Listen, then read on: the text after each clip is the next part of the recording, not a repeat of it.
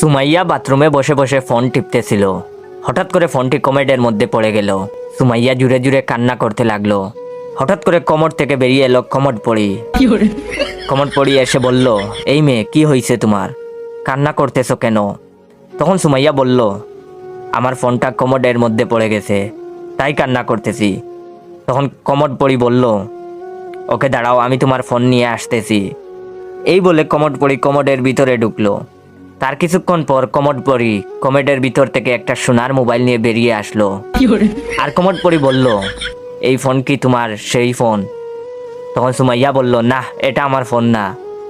তো আপনারা এখন কি ভাবছেন, সেই জলপরীর মতো আরেকটা ফোন নিয়ে আসবে?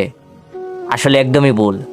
তখন কমোড পড়ি বলল, হারামজাদি, তুই কি মনে করতেছিস? এইটা কি সোনার ফোন? শালি, এইটাই তোর ফোন। টয়লেট লেগে গোল্ডেন কালার হয়ে গেছে। এটা শুনে তো সুমাইয়া বেহুশ।